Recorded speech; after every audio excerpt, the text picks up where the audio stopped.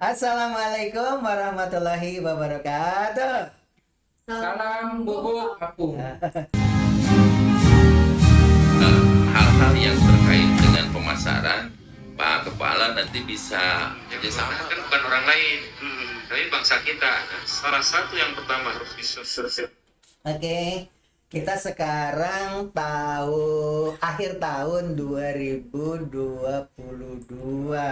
tanggal Tanggal 21 Desember. Desember. tanggal 21 Desember. Alangkah eloknya kalau kita kenalan dulu ya, biar Iya. penonton di rumah tahu. Dari tengah dulu. Marsya Nama. Mulia Padilla. Nama lengkap itu. Ya. Dan Kemudian kalau rumah? dipanggil, kalau rumah di Trias Nama panggilan Parsya. Parsya. Iya. Di sekolah semuanya susah banget manggilnya. Iya, itu Pak. Dari kecil saya sering dipanggil Parsya. Parsya. Iya. Oke. Kalau saya Ratu Nafisya Velop, rumah saya di Gereja Sawanasari, nama panggilan Ratu aja, biar simpel. Tapi emang ada beberapa orang sih Pak, kadang kan kalau misalnya udah deket ya, atau ada beberapa guru juga yang manggil saya tuh bukan Ratu, tapi Velop, jadi nama belakang. Apa sih? Lebih ke cinta. Velop. Sebenarnya tuh orang tua saya, sebenarnya bukan orang tua saya, tapi tante saya lebih tepatnya, dia tuh terinspirasi dari artis Velop Vexia, tahu Pak? Pemain sinetron. Waduh, Iya. sinetron mana itu? Indonesia? Iya, Indonesia Pak. Cuma dia sekarang jadi model, Jadi model. model internasional gitu. Jadi kurang inilah tampil di TV nasional. Kalau Ratu itu kan kalau nggak salah yang namanya Ratu itu Prameswari Raja ya? Iya, benar. Iya, betul. Iya, benar. Tiap Parsya ya? Iya Pak. Kalau perempuan Ratu, kalau laki-laki Raja. Raja. Raja ya gitu. Sekarang itu kan mau tahun baruan ya. Iya. Banyak tuh di WA atau di grup-grup katanya ada pepatah-pepatah supaya kita itu introspeksi diri. Seperti Iya. tadi ada di grup itu ya. Iya. Yang pertama itu katanya apa itu tadi? Jangan tanggapi komentar terlalu serius, gunakan selera humor Anda.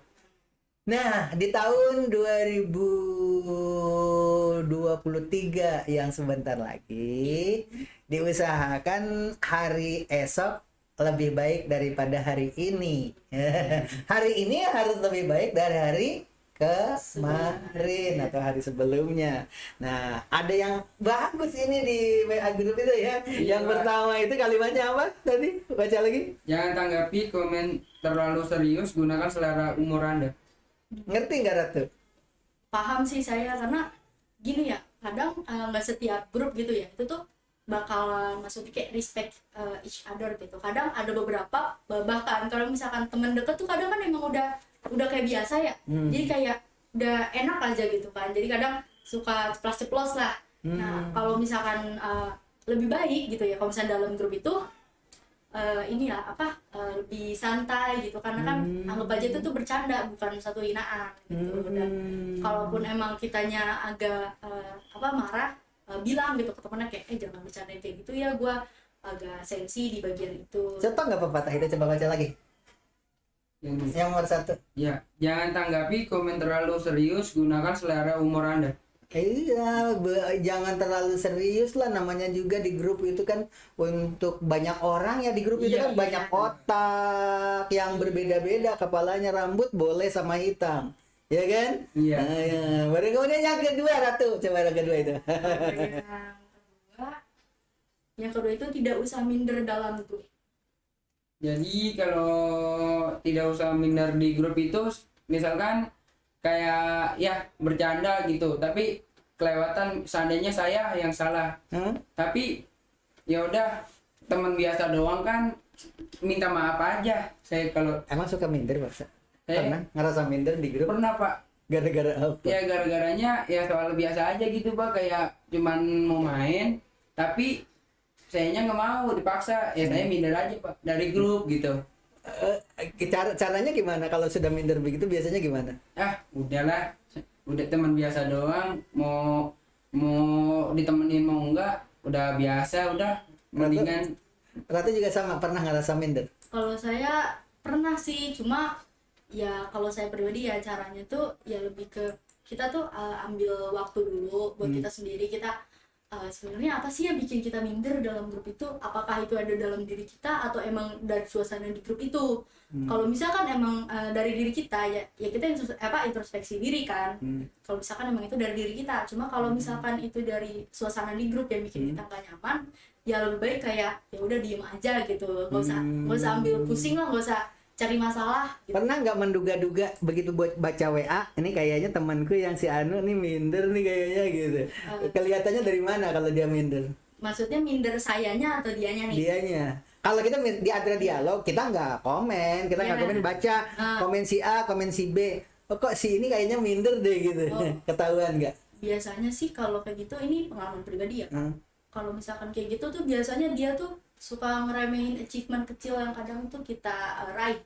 Sebenarnya tuh nggak usah achievement yang gede-gede banget, kayak cukup kita dapat nilai lebih 2 atau 3 dari dia, itu tuh dia udah istilahnya minder. Dan biasanya tuh kayak perlakuannya tuh jadi gimana gitu tuh ketahuan. Ngerendahin, akibat direndahin, akhirnya jadi males komen lagi gitu ya. Iya.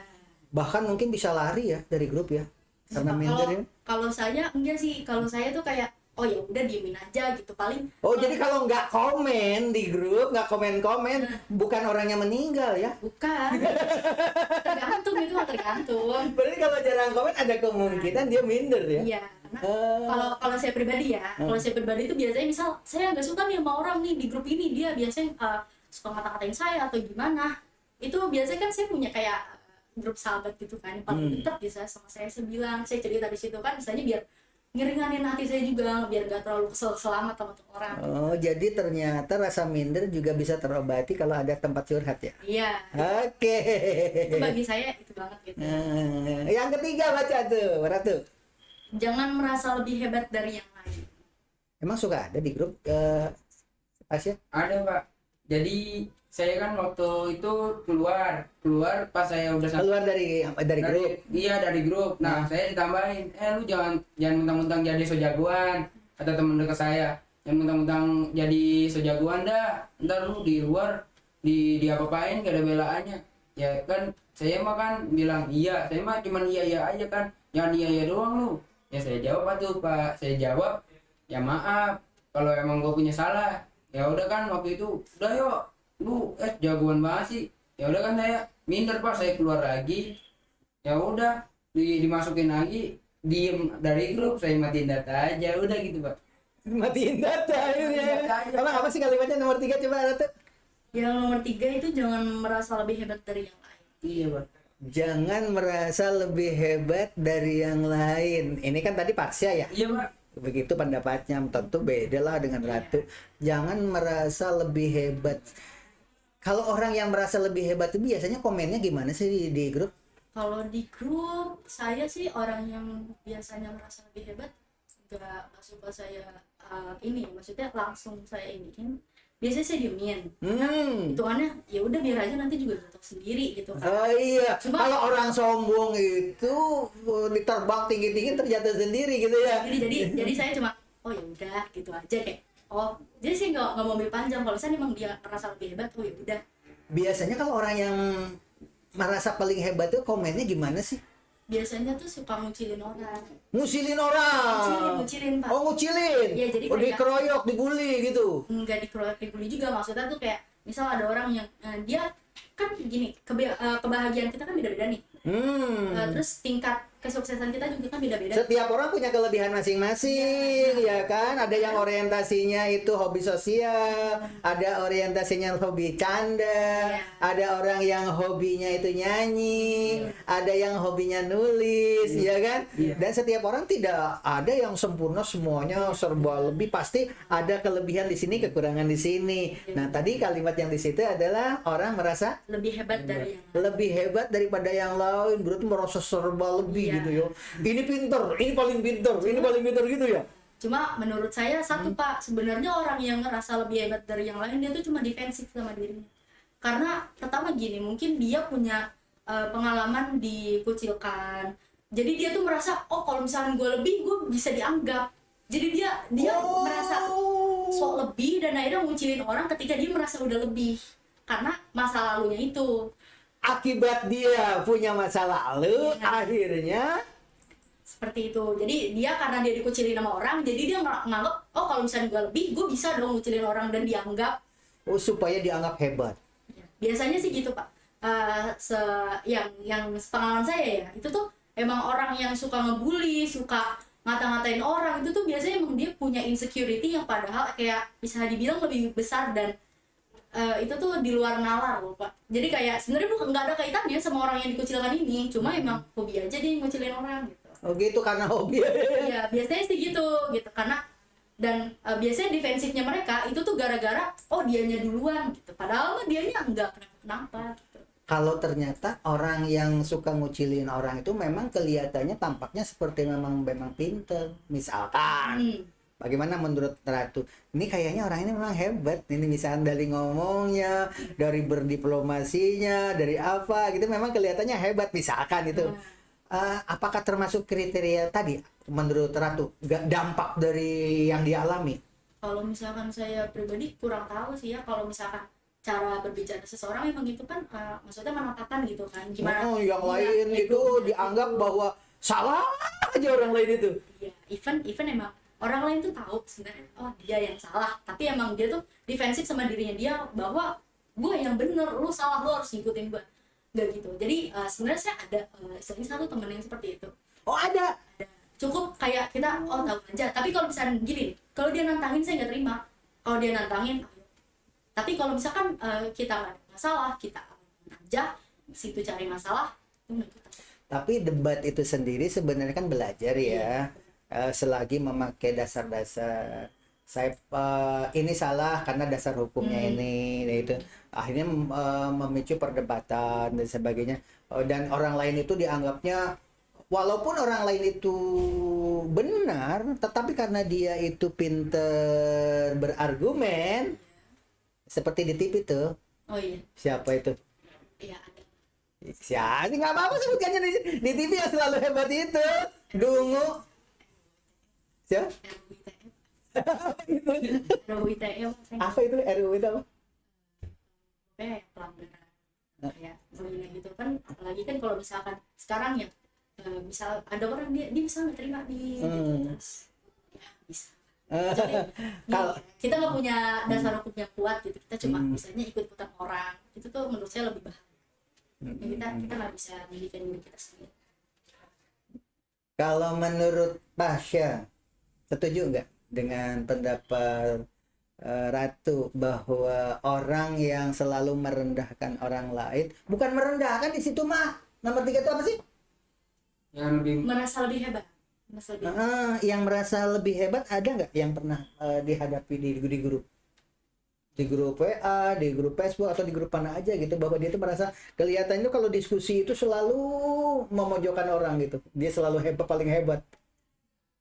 ya, pernah Pak. Bilang apa dia biasanya ke orang lain?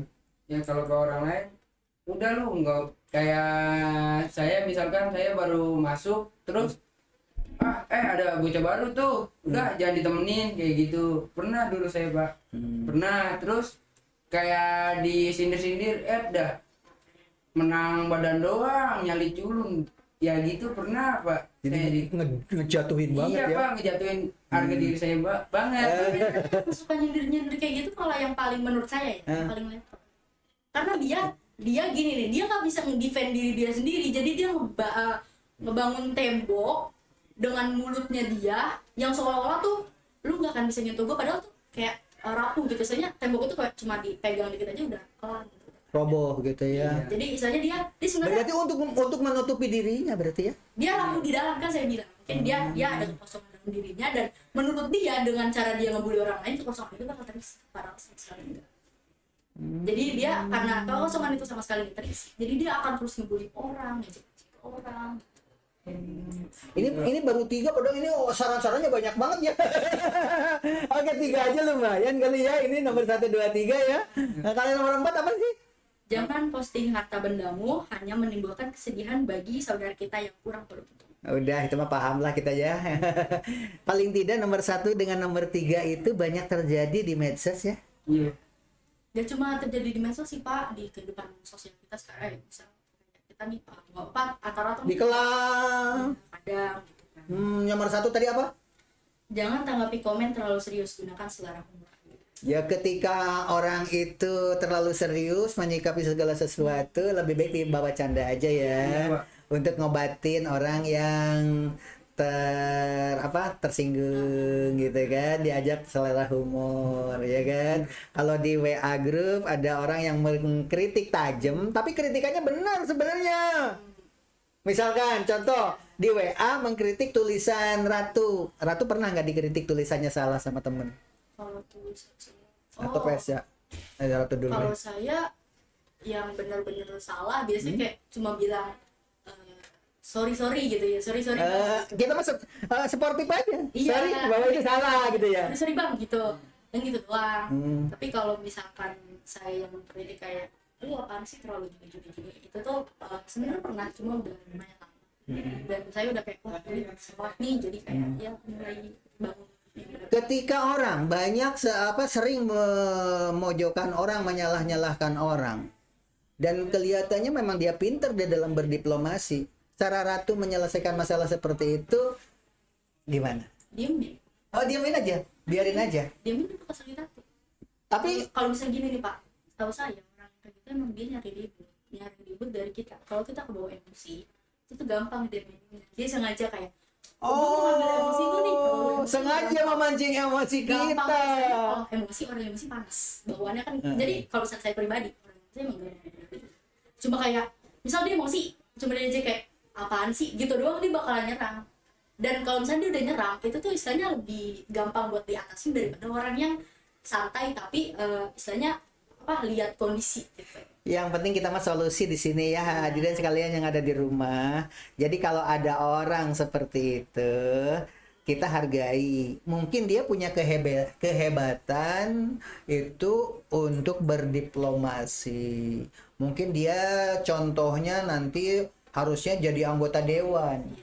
Biar bisa ngomong sehingga usulan dia tuh gul karena pintar berdiplomasi, mungkin arahnya ke situ. Tetapi karena belum sempat jadi anggota dewan, akhirnya dia latihan di kelas latihan di WA group walaupun nyakitin orang. Iya. Tapi menurut saya juga kalau misalkan dalam kondisi dia jadi dewan dan dia dapat kritikan, pasti kan kritikan masuk, dan kritikan itu nggak 1-2, pasti banyak kan, karena yang itu kan ada banyak pala gitu, kita nggak bisa mastiin kalau kita 1 poin sama dia, even kita 1 fraksi sama dia. Terus kalau misalnya kita kritik dan dia tetap gak terima, itu menurut saya tuh kayak apaan sih, Kayak debat kusir gitu ya. iya jadinya tuh kayak poin lu nih mau lu yang menang, bukan mau mementingkan rakyat gitu kan, jadinya kan kayak gitu kan. Jadinya kayak lu mau yang di ini tuh mau disahin, itu istilahnya poin lu, bukan istilahnya lu mau berdiskusi tentang kepentingan rakyat. Kalau kayak gitu lu gak usah jadi dewan rakyat, dewan lu aja gitu. Jadi bukan mencari kebenaran, tetapi mencari pembenaran apa yang dia sampaikan. Dan karena gigih dan pinter berdiplomasi, akhirnya menang di dalam forum itu. Tergantung sih Pak, kalau misalnya kayak gitu kan kadang emang ada yang 1 poin atau enggak gitu kan. Tapi kalau saya pribadi, saya biasanya melihat kondisi sekitar dan fakta-fakta lapangan, habis itu baru kayak apa sih ngajuin pendapat. Apalagi kan itu kan ngaruhnya besar banget ya, kecuali kalau misalnya kayak di grup kecil kayak misal di teman-teman doang asal ceplos-ceplos, menurut saya nggak masalah. Tapi kalau misalkan dalam forum besar seperti Dewan Perwakilan Rakyat, itu yang bener-bener satu Indonesia tuh kayak bener-bener ke dia gitu tanggungannya, itu menurut saya nggak bisa asal-asalan nyeplak menurut gue bener ini harus disahin nggak. Saya juga sebenarnya kalau misalkan emang berkesempatan mau, cuman kalau misalkan ketemu sama orang kayak gitu ya harus juga. Tetapi harus latihan. Iya, tapi Karena nanti kan harus memperjuangkan. Kalau kita terpilih sebagai pemimpin dan harus menyampaikan unek-unek itu sampai goal, kan orang berharapan kepada kita supaya bisa mempertahankan argumen-argumen itu. Nah, mungkin itu nilai positifnya ya di WA Group juga, belajar berdiskusi, bagaimana caranya supaya pesan kita itu nyampe. Walaupun dia mempergunakan melakukan cara-cara yang tidak etis, mentertawakan, melecehkan, mempersalahkan, gitu kan? Dengan keilmuannya, memang dia punya ilmu di bidang itu, gitu kan? Kadang-kadang digiring kepada pengetahuan yang dia tahu, supaya orang lain itu yang tidak tahu itu terbawa dengan konsep-konsep yang dia suguhkan, gitu kan? Pernah ngalamin seperti itu ya? Pernah sih, bukan pernah lagi ya Pak, kadang kan emang ada orang kayak gitu. Cuma menurut saya kita tuh lebih ini aja, lebih bijak buat nanggepinnya. Kadang kalau misalnya kita ke bawah tuh kan nggak sadar ya Pak. Kalau ke bawah nggak sadar, lebih baik kalau misalnya kita merasa ada yang kurang, ada yang ganjil, itu menurut saya lebih baik diem dulu, kita diem, mikir, terus lihat fakta-fakta. Kayak jangan dengerin, kalau misalnya menurut saya jangan dengerin dari satu point of view, karena itu bakalan sesat. Maksudnya satu apa? Misal satu orang, misal kita nih lagi berdebat gini, pikiran saya kan sama Bapak pasti beda kan. Misal saya hanya bilang A, tapi menurut Bapak B. Nah, jadi kan orang itu kalau misalkan dia dengerin A doang, dan malah nanti nyalahin yang B. Harusnya dengerin juga pendapat yang lain. Dua-duanya. Tapi biasanya yang goal itu mereka itu biasanya punya partner. Ketika di grup itu si A ngomong ini, maka ketika memojokkan seseorang, maka si B dan si C itu akan mendukung pendapat dia, sehingga bertiga dia membuli, sehingga yang lain itu bisa tidak berkutik. Tapi setiap diskusi biasanya orangnya itu aja. Kalau misalnya bahasa kitanya ya sekarang kan namanya backingan. Backingan namanya. Ya, jadi kayak ngandelin backingan, lu mah nggak istilahnya pengen beneran sendiri gitu. Kadang emang ada orang yang merasa sebenarnya dia tuh kurang, karena dia ngerasa gua ada temen, gua ada backingan, gua ada power. Sebenarnya menurut saya ya itu sebenarnya bisa buat kita juga bisa merasa kayak kita punya power, tapi menurut saya itu nggak terlalu penting juga.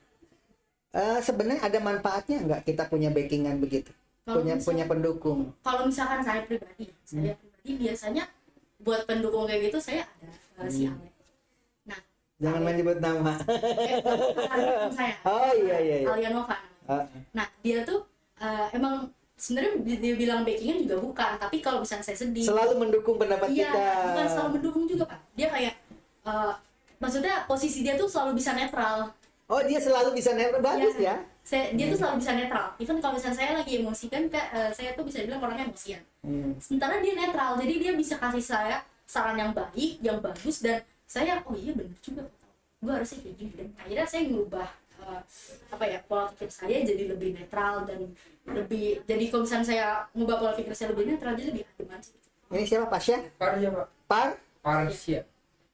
Pasya Ungu. Diam aja dari tadi. Gimana ya? Menurut 1, nomor 2, nomor 3 yang paling bagus, sarannya yang mana? Ya kalau kata saya mah Pak, nomor 1 Pak. Apa itu? Jangan tanggapi komen terlalu serius, gunakan selera humor Anda. Mungkin itu ada sebuah solusi ya. Iya, Pak. Jadi kalau orang yang seperti tadi, solusinya nomor 1 ya. Iya Pak. Ini kan kita kan poli ya. Iya. Di sini main. Oh, mau main? Oke, kalau gitu hadirin sekalian, karena ini adalah pemain poli dan sekarang lagi kelas meeting, cukup sampai di sini saja dulu untuk apa tadi? Diskusi singkat. Diskusi singkat menghadapi tahun 2023 agar hari esok tahun 2023 lebih baik daripada hari ini. Oke, wassalamualaikum warahmatullahi wabarakatuh. Salam. Guguk aku.